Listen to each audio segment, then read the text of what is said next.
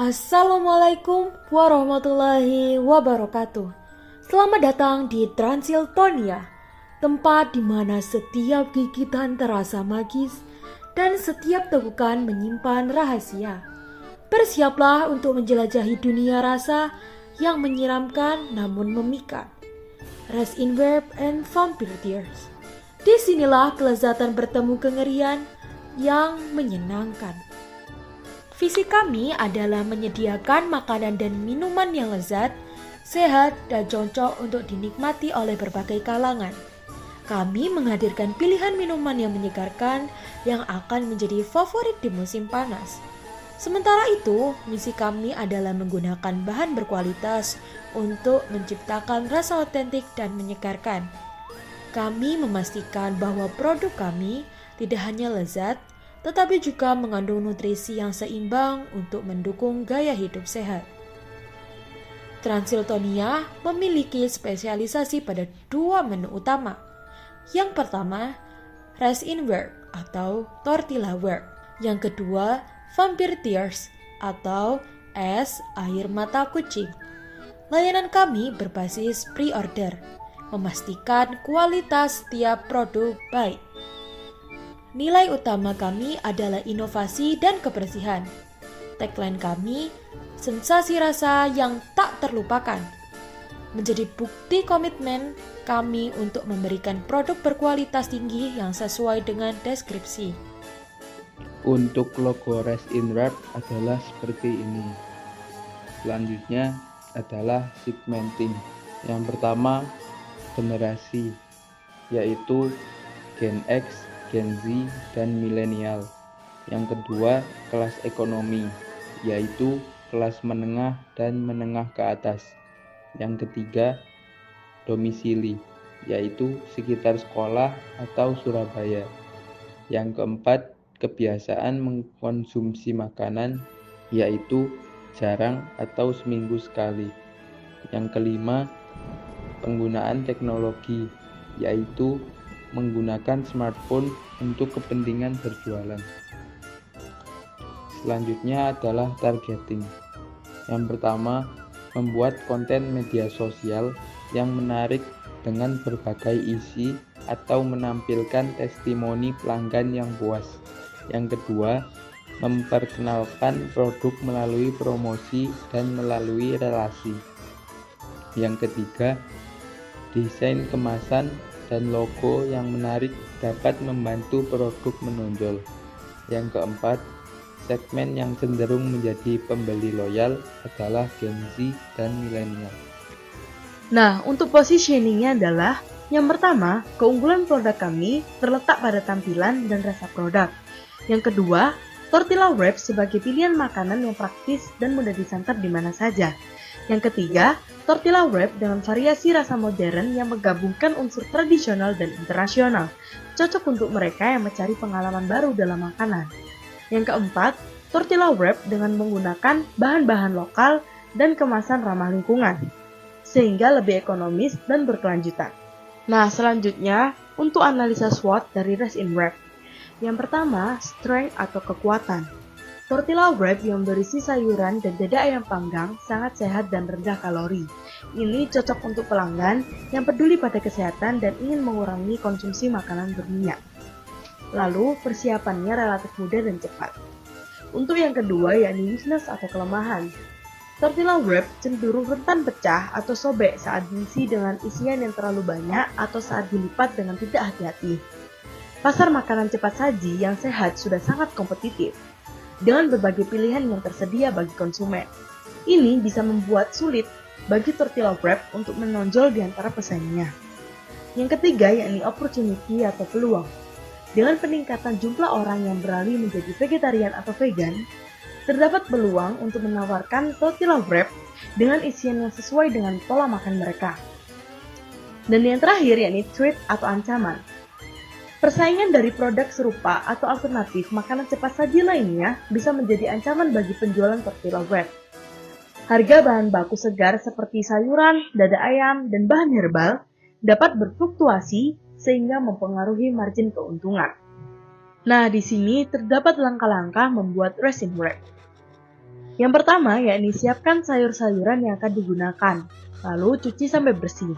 Yang kedua, potong sayuran menjadi bagian-bagian kecil, kukus selama 5 menit dan tiriskan.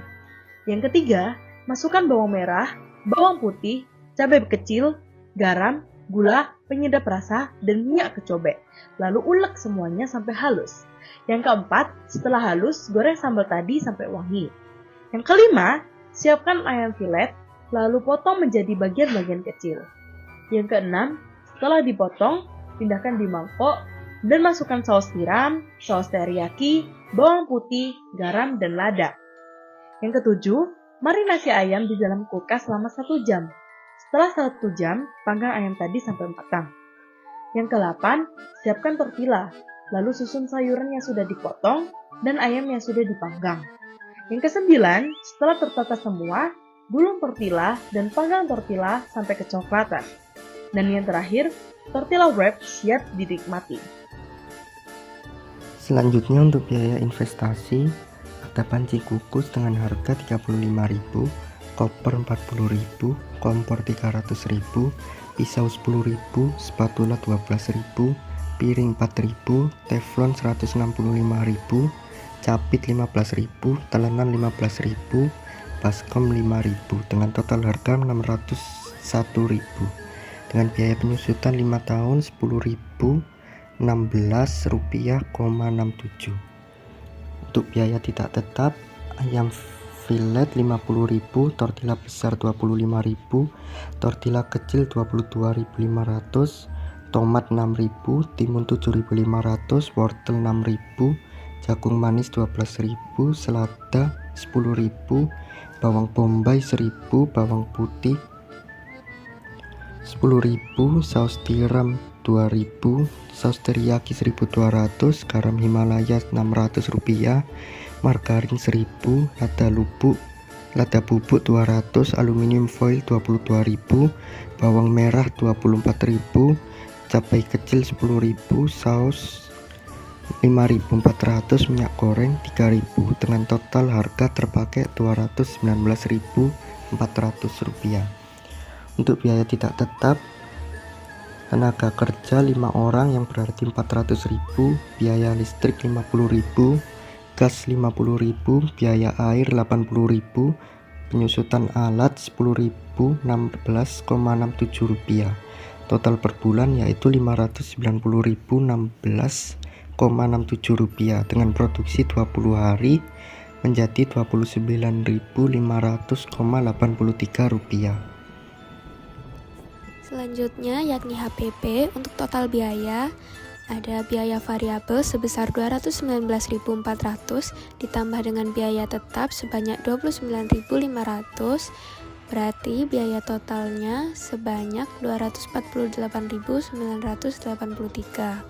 Untuk HPP sendiri yakni total biaya sebanyak 248.983 dibagi jumlah produksi sebanyak 30, yakni total HPP sebanyak 8.296.6.943. Selanjutnya untuk BEP dari Resin Wrap yakni biaya tetap sebanyak 590.1667 dibagi harga jual per unit yakni sebesar 12.500 dikurangi biaya variabel per unit yakni sebanyak 219.400 dibagi 30. Totalnya yakni 113,76 atau 114 porsi. Selanjutnya yakni Vampire Tears. Berikut untuk logo produknya. Nah, untuk segmenting Vampire Tears kami, generasi yang kita tuju adalah Gen X, Gen Z, dan Milenial, kelas ekonomi, kelas menengah ke bawah atau menengah, dan domisili kami sekitar sekolah Surabaya. Kebiasaan mengonsumsi makanan atau perilaku sering seminggu beberapa kali, penggunaan teknologi atau psikografi, menggunakan smartphone untuk kepentingan berjualan. Di segi targeting kami ada 4 poin yang kita tulis. membuat konten media sosial yang menarik dengan berbagai isi atau menampilkan testimoni pelanggan yang puas, memperkenalkan produk melalui promosi dan melalui relasi, desain kemasan dan logo yang menarik dapat membantu produk menonjol. Yang terakhir, segmen yang cenderung menjadi pembeli loyal adalah generasi Z dan generasi milenial. Dan untuk positioning kami, keunggulan produk kami terletak pada tampilan dan rasa produk sebagai minuman dingin yang menyegarkan dan pas untuk cuaca panas. Fokus pada kemampuan minuman ini dalam mengusir rasa gerah dan membantu tubuh tetap segar sepanjang hari. Dan yang terakhir, setiap tegukan memberikan keseimbangan antara segar dan manis yang lembut, menciptakan pengalaman rasa menyegarkan dan memorable. Untuk analisis SWOT, yaitu ada strength atau kekuatan. Yang pertama, rasa segar dan tropisnya yang menggugah selera. Vampire Thirst cocok dinikmati pada berbagai kesempatan, baik sebagai minuman penyegar di musim panas. Yang kedua, minuman ini dapat diterima oleh berbagai kelompok usia, dari anak-anak hingga orang dewasa. Lalu, weakness atau kelemahan. Yang pertama, rasanya yang khas mungkin kurang cocok untuk semua orang, khususnya konsumen yang terbiasa dengan minuman ringan modern. Yang kedua, kurang fleksibel dalam mengembangkan rasa atau varian produk jika dibandingkan dengan minuman lain, misalnya bubble tea atau kopi. Lalu, opportunity atau peluang. Yang pertama, bahannya tidak terlalu mahal, jadi bisa dijual dengan harga terjangkau untuk anak sekolah atau orang yang sekedar ingin minuman enak tanpa mengeluarkan banyak uang. Yang kedua, karena minuman ini unik, bisa banget buat konten menarik di media sosial agar orang-orang tahu. Lalu ada threat atau ancaman. Yang pertama, popularitas minuman lain seperti kopi, bubble tea, dan minuman energi modern bisa mengurangi minat pada minuman ini. Yang kedua, minuman ini lebih cocok untuk cuaca panas dan mungkin kurang dinikmati pada musim dingin atau hujan, yang bisa mempengaruhi penjualan. Untuk langkah-langkah membuat Vampire Thirst, yang pertama, siapkan air di panci dan masukkan sari buah kundur dan teh. Yang kedua, masukkan air di dalam panci hingga mendidih. Yang ketiga, masukkan gula batu dan aduk hingga larut. Yang keempat, jika sudah mendidih, saring biang teh air mata kucing ke wadah yang lebih besar. Yang kelima, tambahkan air matang hingga rasanya pas. Yang keenam, tambahkan es batu. Dan yang terakhir, es air mata kucing siap dinikmati.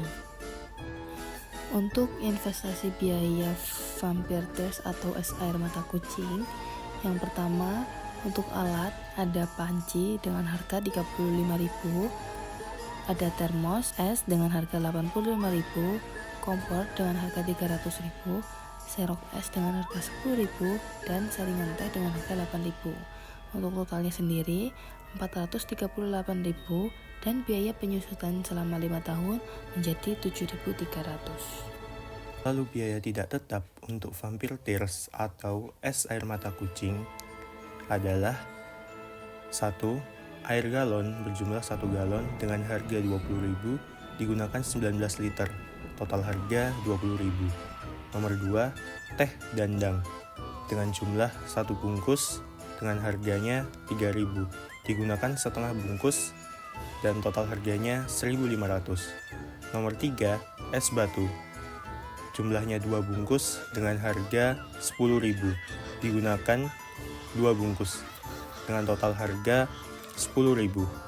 Nomor 4, sari buah kundur untuk jumlahnya 2 bungkus dengan harga 44.000 digunakan 2 bungkus dan total harganya 44.000. Nomor 5, gelas dan tutup untuk jumlahnya 100 pieces dan harganya 25.500 digunakan 86 pieces dan total harganya 21.930.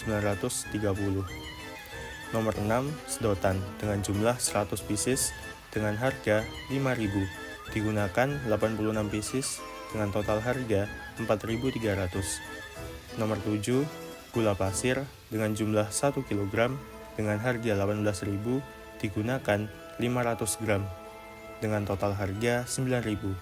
Untuk total biaya tidak tetap dari Vampire Tears adalah 110.730. Lalu untuk biaya tetap dari Vampire Tears atau SR mata kucing adalah nomor 1, tenaga kerja 5 orang kali 80.000 dengan harga 400.000. Nomor 2, biaya listrik dengan harga 50.000. Nomor 3, gas dengan harga 50.000. Nomor 4, biaya air dengan harga 50.000. Dan nomor 2, penyusutan alat dengan total 7.300. Dengan total per bulan biaya tetapnya adalah 557.300 dan untuk produksi 20 harinya yaitu 27.865.000 rupiah. Dan untuk HPP-nya total biaya yaitu biaya variabel ditambah biaya tetap 110.730 ditambah 27.865 sama dengan 138.595.000 rupiah. Dan HPP-nya yaitu total biaya dibagi jumlah produksi sama dengan 138.595 dibagi 86 sama dengan 1.611,57 ribu rupiah. Baik, selanjutnya yaitu ada BEP. BEP dari Vampire Tears atau air mata kucing. Caranya yaitu biaya tetap dibagi harga jual per unit dikurangi biaya variabel per unit. Yaitu biaya tetapnya 557.300 dibagi 5.000 dikurangi 110.730 per 86. Dengan hasilnya yaitu 150 porsi. Ini adalah video dokumentasi dari kelompok kami.